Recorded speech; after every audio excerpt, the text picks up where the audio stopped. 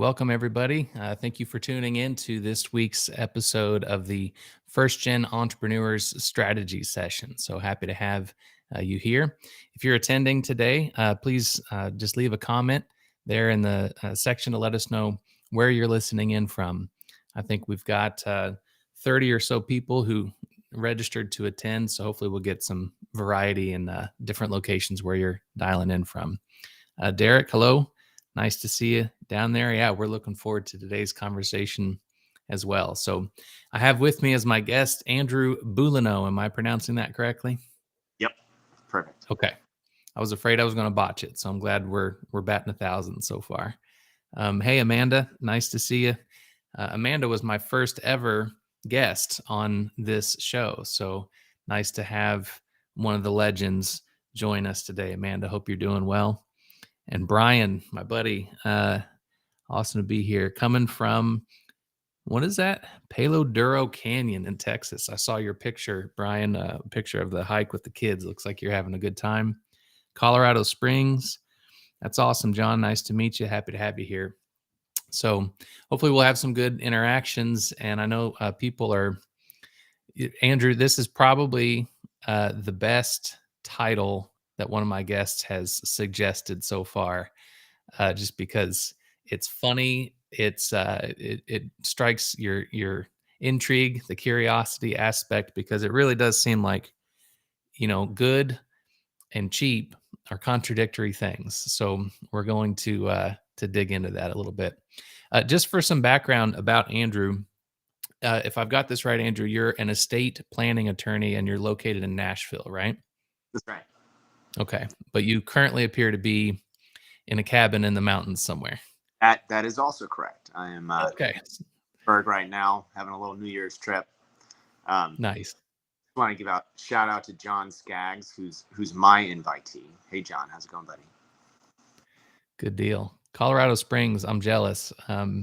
Between that and the canyon where Brian's located, we've got my buddy Thomas up in Indy, Maggie in New York. Alex, hey man, how's it going? He's supporting Andrew. So that's Andrew Boulino's friend, not Andrew McIntosh's friend, but nice to meet you, Alex. Let's see. John wants to know if we're going to have any good lawyer jokes today. Andrew, do you have anything lined up? No.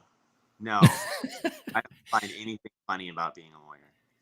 Okay. So, John, if you could do us a favor and find a good lawyer joke and put it in the comments, that would be awesome. And we'll get Andrew's live reaction to your joke.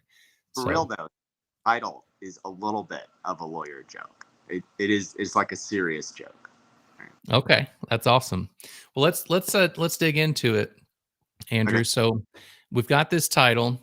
Obviously, people would love to know the answer to this question: how to find a good, cheap lawyer. And in our discussions preparation for this, we've got it broken down into 4 things. And so the first one is, let's define cheap. Yeah. So let's go ahead and just dig into that. What would you say to that? So, I mean, we kind of got 4 points. 2 of them are let's define cheap and let's define good. And what I really want to talk about there is each individual who's looking for a lawyer has to define that for themselves, right? Because, like, I'll give you an example of some lawyers who were, in my opinion, really good and cheap. I one time gave a guy a second opinion on an estate plan that he had done, and he had multiple lawyers work on this, and he spent about $200,000 on this estate plan. Okay. And I went through and I said, yeah, I think this is what needs to happen here. So it was good, right? But it was cheap because they saved him about $30 million in estate taxes. So for the record, you're not talking about me. This isn't my story. Not just guy. I'm doing okay for myself, but not quite to that level. So if I were to pay $200,000 for an estate plan, that would not be cheap. Right. I'm not going to save that kind of money on estate taxes. But this guy happened to be in a situation where he really was facing a lot of estate taxes. And because of his particular situation, that was a great deal. And in general, actually, it's really annoying to hear people who are these ultra high net worth people complaining about how much their estate plans cost. Because it's like, there's just really no comparison. But Right. people really caught up on what it says on the tag. And it's just, and what is, I think the reason for that is people in general just don't have a good enough sense of what legal services are for and what the actual cash value is there. So there's some education that if you're an entrepreneur, you would really benefit from getting, of really understanding those things. So, when we get to the definition of good, I'm going to say, find an attorney who's an educator, right? Who can help you cut down that learning curve and can really tell you, okay, here's what the cash value of this is. So finding an entrepreneurial attorney who will educate you on, what the actual value of what they're doing is huge. But you can also educate yourself, right? So there's just a process as you're building your business. You've got to understand, okay, what's the marketing strategy? What's the if you're selling products, what's the sourcing strategy? You've got these different areas of strategy. The legal strategy is just one of those, right? And the more you can understand what the legal issues are generally that are implicated in your business, the more you're going to be able to judge when you go to an attorney and you talk to them, like, is this a good price or not? Right. There's not like a definite, scale of prices. It really has to do with how much value you're getting out of it. So Yeah, I appreciate that. Oh, go ahead. No, go ahead. I was going to say, Derek, the way he put it there in the comment, that it's about percentages, not numbers. So it really is just relative, not just to the size of your business and to your net worth, but also to your overall business and the strategy of it all. There's a huge difference. I think the point that you're making is a lawyer who specializes in working with W-2 employees is going to be wildly different than one who specializes in working with entrepreneurs, right? Exactly. And so the value proposition is different depending on your needs, depending on your worth, depending on the complexity, all these other factors. Yep. Very nice. Good. John put in the comments a lawyer joke. Let's see. A 50-year-old lawyer who's been practicing since he was 25 passed away and arrived at the pearly gates for judgment. The lawyer said to St. Peter, "There must be some mistake. I'm only 50 years old. That's far too young to die." St. Peter frowned and consulted his book. "That's funny. When we added up your billing records, you should be at least 83 by now." Oh my gosh. And also an excellent transition to our next point, which is about how lawyers set their prices. This is like John's joke is about something that everybody hates, including lawyers. That is the billable hour, right? Right. However much the attorney spends on your case, that's how much you pay. You pay, and it's just sort of a stock, $350 an hour, $200 an hour, depends on the attorney. And usually, you're going to pay more per hour for a more experienced attorney or a more specialized attorney, right? So there again, that's a way that you can find some cost savings if you understand the issue that you're trying to get solved, and it's not a specialized issue. You're going to be able to find a cheaper lawyer, right? Because you necessarily need somebody who has dealt with this particular issue. And that's something to consider. You can also, however, find attorneys who do not use the billable hour. The billable hour is still pretty standard. And it's demonized by clients for the exact problem that John cites, which is some attorneys absolutely pad their hours. And they will charge you for more than what they actually spent on your case. And most of that, I would say, is driven by some of the sort of internal uh, inside baseball things that have to do with how law firms are set up. So, for instance, a new attorney who's an associate at a big law firm will be required to bill a certain number of hours. And some of the hours that they work, they can't bill. So they are basically working 60 to 80 hours a week.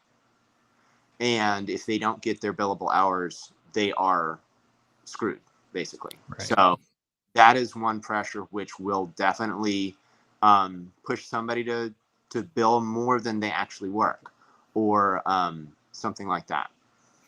So So that would an independent lawyer then wouldn't be at play for them, right?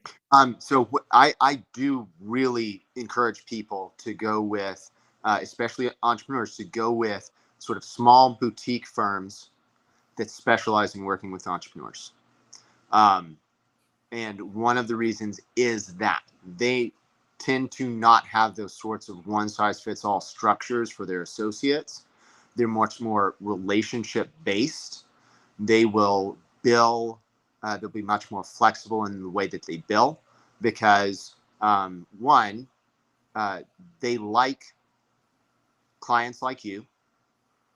They don't have a lot of these big firms, they've got like 20 or 30 Fortune 500 companies that they work for. And Mhm. they literally have attorneys, 10 attorneys who work for each of those clients and nothing else, right? And for them, you don't matter, right? Right. If you don't like the bill that they give you, they're not going to work with you. They don't care, right?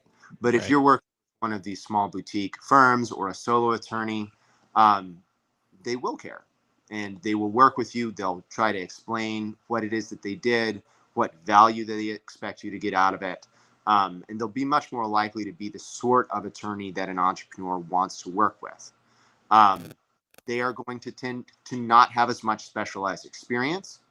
But unless you're in an industry like pharmaceuticals or something like that, or construction, where you need that sort of specialized experience, you know, it's fine.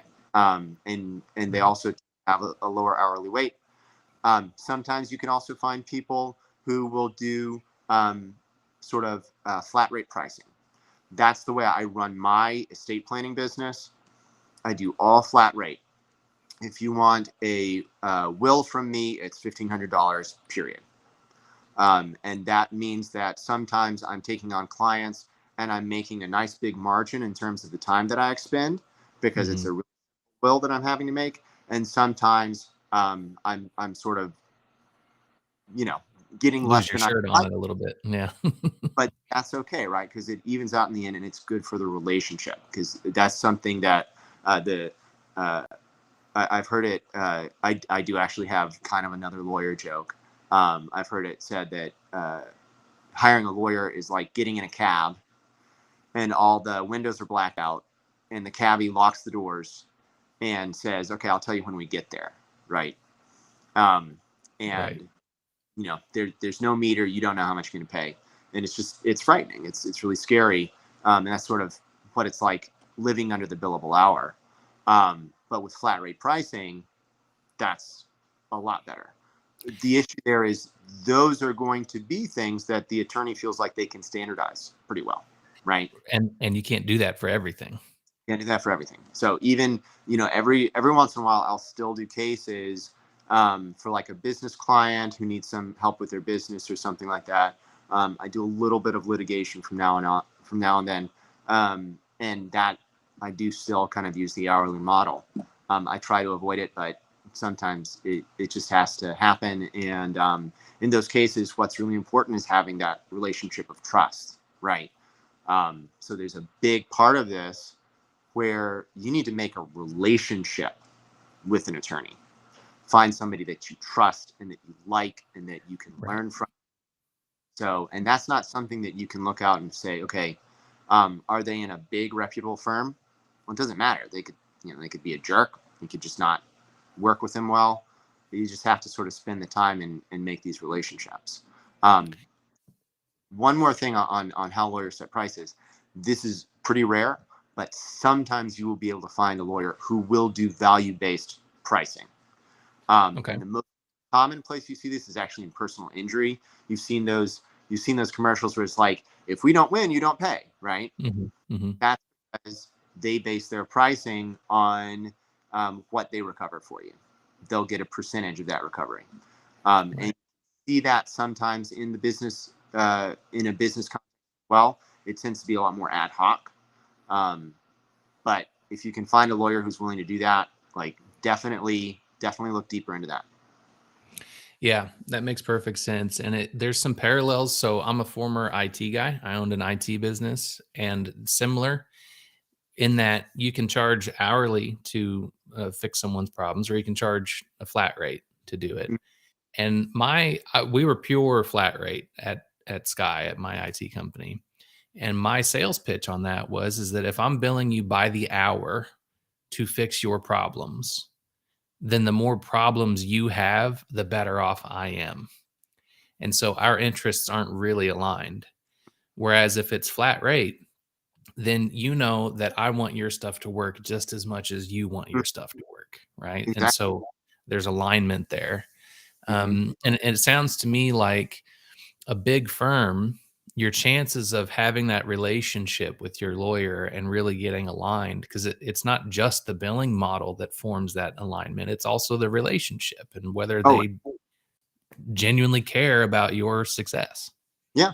And one thing that every entrepreneur needs to have a mind to in their business is not just what am I making off of this one thing that I'm doing right now, but what is the value over time, over the entire lifetime of this relationship with this client?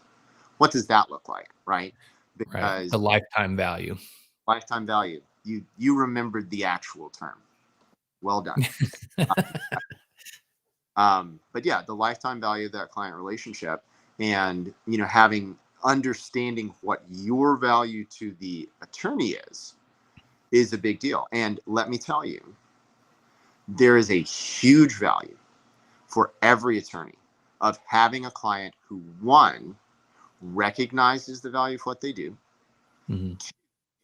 expresses that to them, not just in what they pay, but in their words, and three, getting the sense when they're working that they are actually providing a value for their clients. Because being a lawyer can be a huge grind and a huge drag, especially if you are a solo attorney or in a small firm, and you're basically an entrepreneur, right? And you're grinding out every day, and you are your own boss, and you're the hardest boss that you've ever had, right?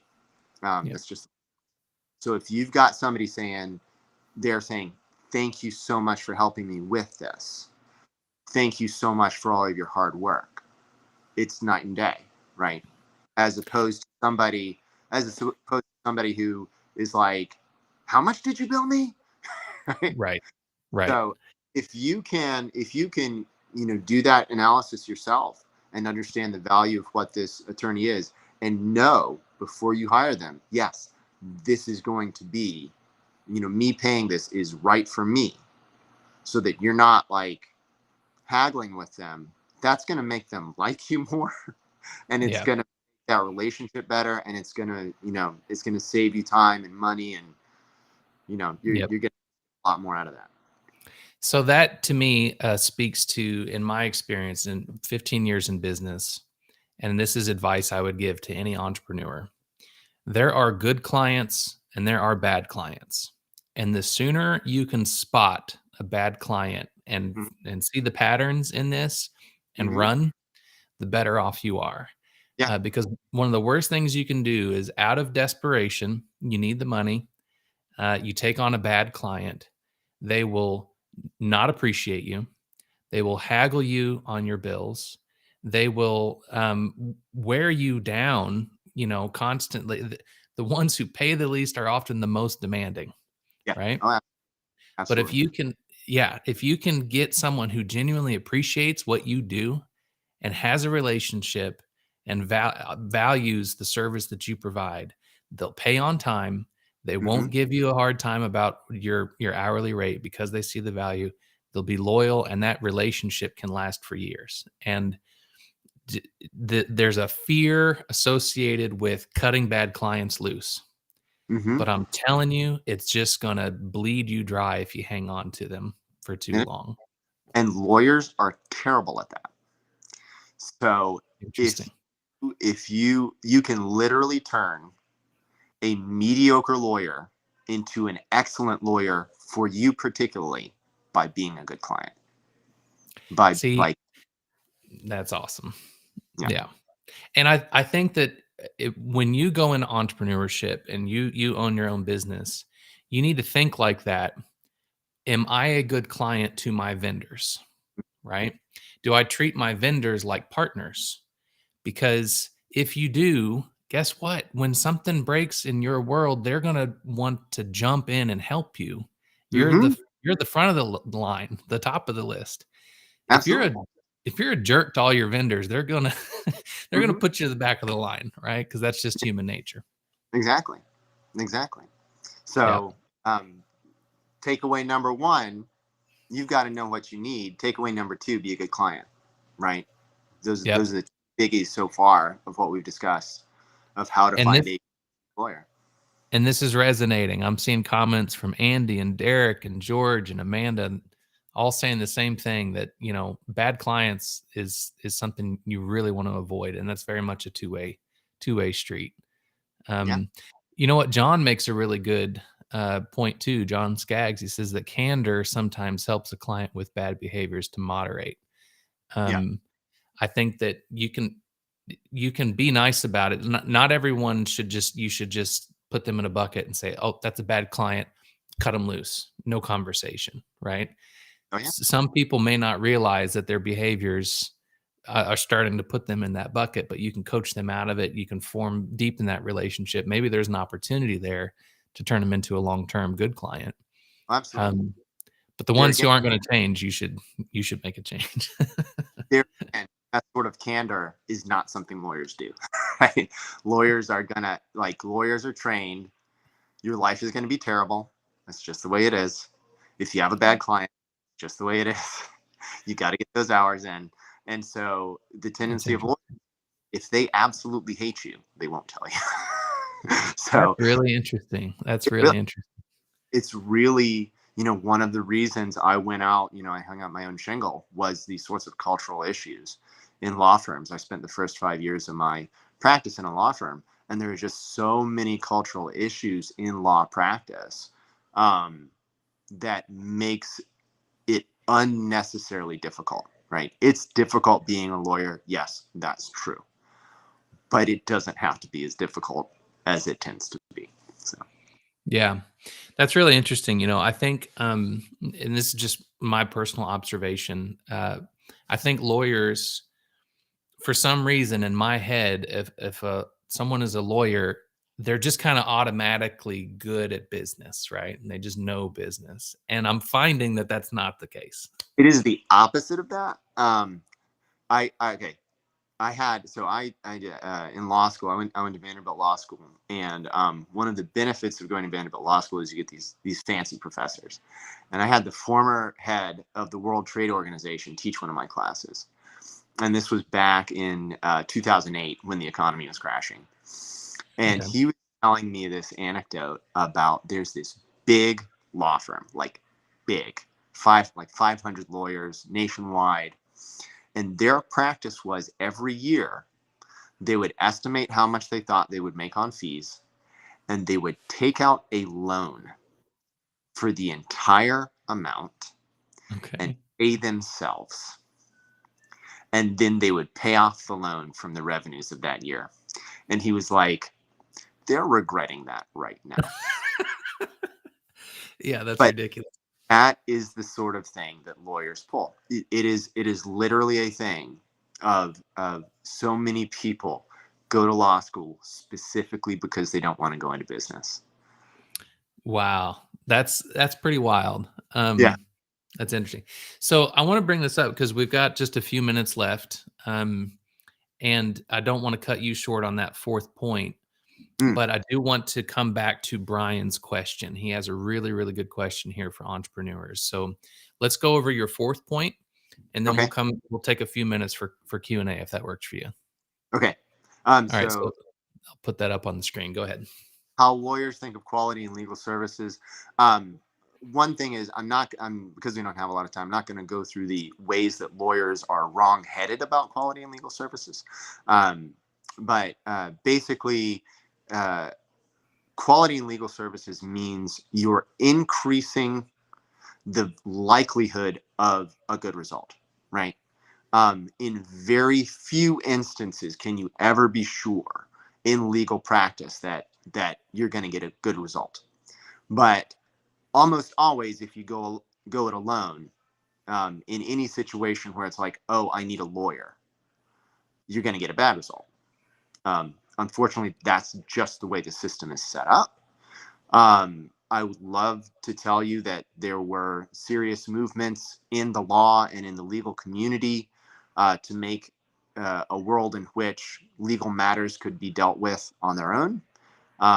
But generally, if you feel like you need a lawyer, probably do, right? And it is way better in that situation to already have the relationship, Right. right? Um, but but yeah, so quality is really in terms of I'm increasing my percentage of success in this matter, and second, reducing risk, right? And one of the things that lawyers don't generally talk about, and I'm going to just have to trust my audience in this situation, but one of the things that you get with a lawyer is you get insurance. Lawyers have malpractice insurance and they are fiduciaries. That means that they are responsible for looking out for your interests. So you have a level of protection in the form of that insurance, if the lawyer just really screws things up. Whereas if you go it alone and do it yourself, you can't insure against that, right? If you screw up your own legal matter, um, if you screw up your own contract, if you screw up your own estate plan, too bad. Your host. That like you can't buy insurance. Um, but if you have an attorney, you're getting that expertise. You're getting somebody who knows how to sort of minimize those risks and maximize the chance of success, and you're also getting that actual literal insurance. So Yeah, that's I did not know that.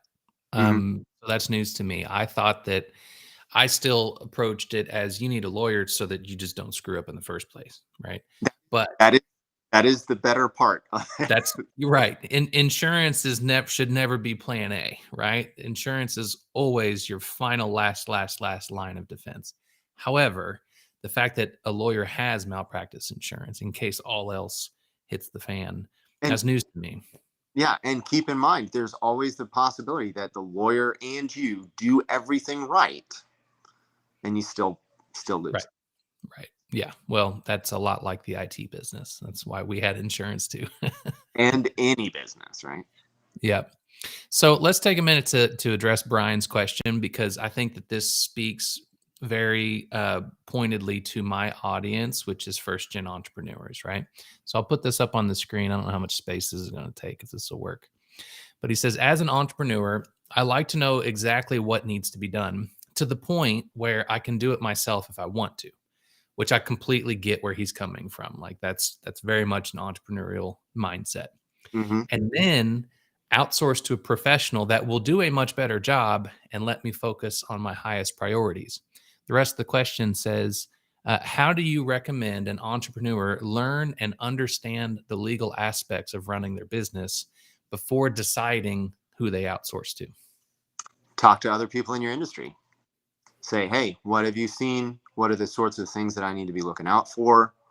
And just make a list, like start making notes, because I guarantee you, most of the people who are 10 years in on doing the sort of business that you're doing, unless you're doing something really, really, really unique, Mhm. they dealt with stuff. They dealt with corporate stuff. They've dealt with their LLC, partnerships, whatever, employment stuff.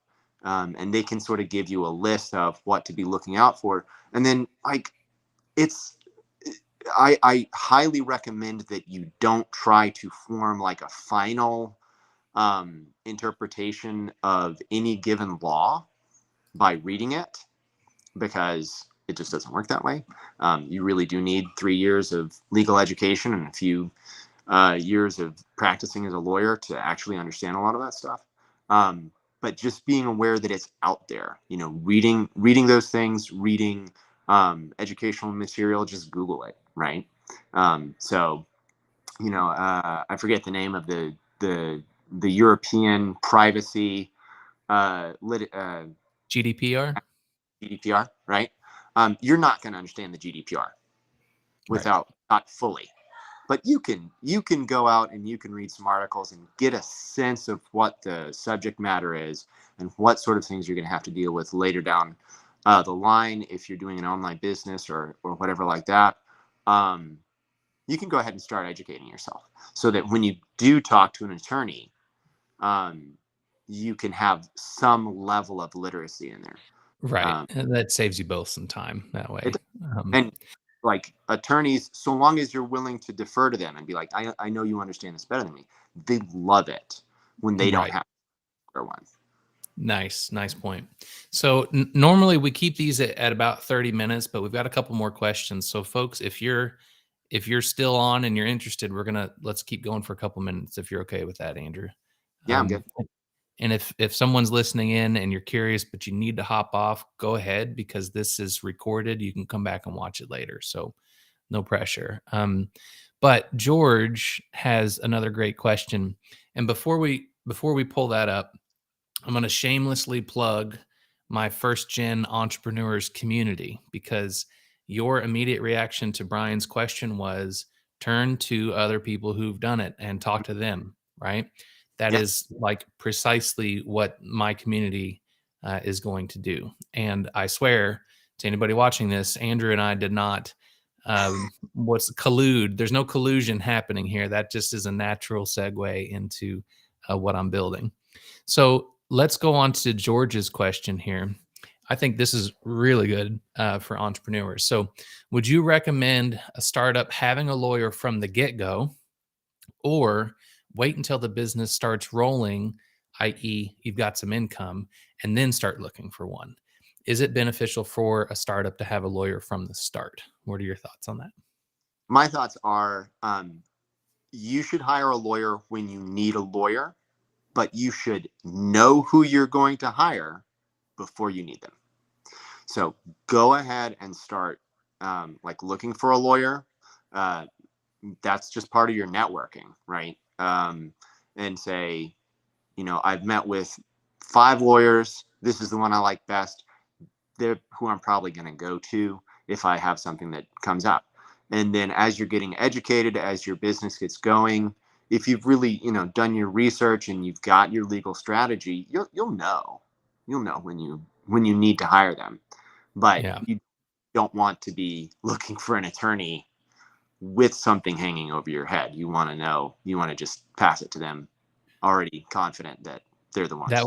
That would be kind of like, hey, I've got a fire in my house. I'm going to go out and buy a fire extinguisher at Lowe's. Or like, hey, let's go look up. Do we have a fire department in right? Area? Right.